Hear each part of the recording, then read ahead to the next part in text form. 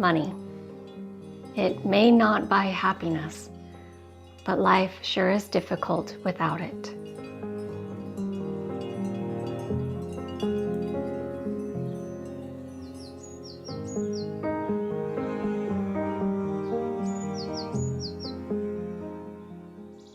I grew up in a rural town in the Rocky Mountains, in a large family. We wore secondhand clothes passed down from the older kids, and our large garden supplied most of our food. My father was an engineer and my mother was a homemaker. We were not wealthy, but we always had enough.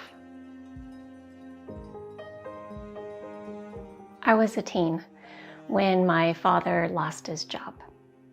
My parents tried to keep the financial struggles and concerns secret, but it was evident that we were in some pretty financial straits.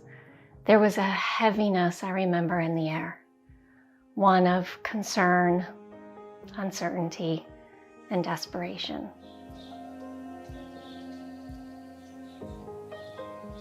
The magnitude of this time in my life of financial insecurity left a pretty substantial impression on me.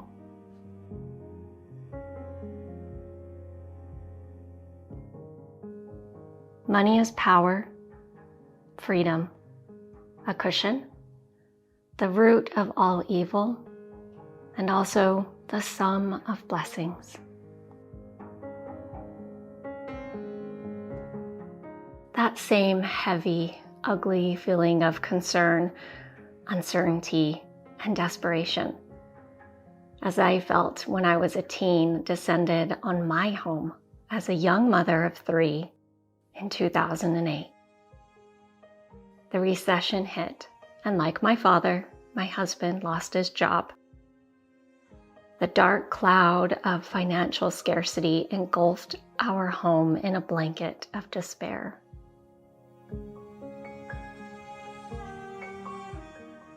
We were living far beyond our means, in an expensive resort town in a home that was far too expensive for us.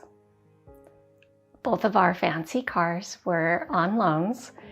We had a second mortgage on our home and several credit cards that were nearly or maxed out. We were completely blindsided, and our financial descent was a free fall. After the ordeal of selling most of our possessions, including our cars and our house, we had learned a very painful yet very powerful lesson. We never wanted to be in debt or without savings ever again. And this is what started my minimalist journey.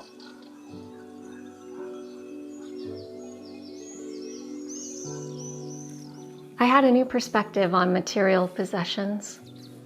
Not everything I wanted is a need, and I value money not for the things it can buy, but the experiences and security it can give.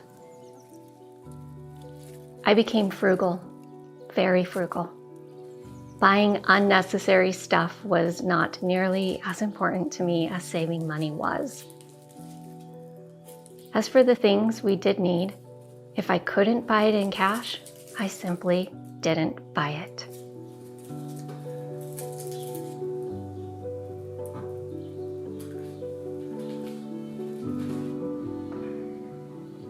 In 2013, we were finally on solid ground financially and wanted to buy another house. However, we needed a lot more money.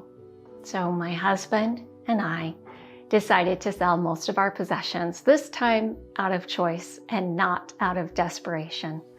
We bought an RV and traveled the United States with our youngest daughter in order to save money. We quickly realized how much money we could save by living nomadically.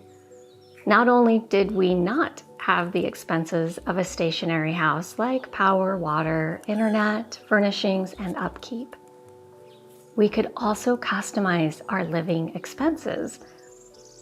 Staying in a state or national park was cheaper than a fancy RV park on a golf course. For the first time, I felt in control of where my money was going. And this gave me a sense of security, knowing that I could live on very little money if I just ventured away from my traditional views. It was my first big lesson of out-of-the-box thinking.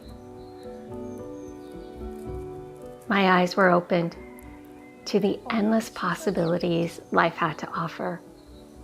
Instead of scarcity, I now saw abundance.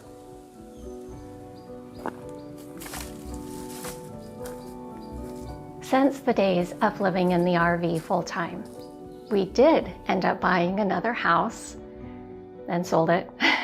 We traveled with a backpack around Europe with our youngest daughter in tow yet again.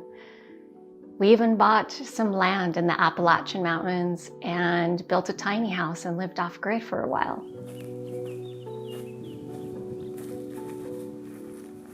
Today, at 50 and recent empty nesters, my husband and I have embarked on the biggest journey yet. We sold everything we owned, with the exception of our suitcases, and set off to travel the world. Living a nomadic life is not easy. It takes a lot of planning and tremendous adaptability on our part. But the positives far outweigh the negatives. We are able to visit our grown children who live in Germany, Costa Rica, and still one in the US, while having adventures and building memories in our next chapter of life together. Much like living in the RV, we are able to save money. We can choose cheaper locations and accommodations to live in, and all without spending a dime on utilities, furnishings, or maintenance of a home.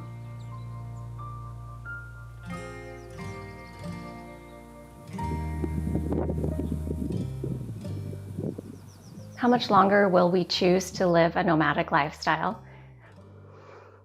I don't know, until we decide to do otherwise. This too will change. Like all things in life, there is a season.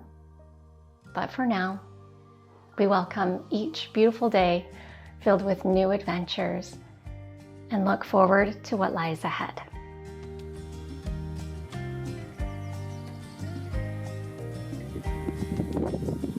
There is no right or wrong way to live life. Even being a minimalist or living nomadically comes with both its challenges and its blessings, like living in a home. Finding what works for you is the most important thing. Thank you so much for all of your support. I really do appreciate it. Please consider subscribing. Have a beautiful day, my friends.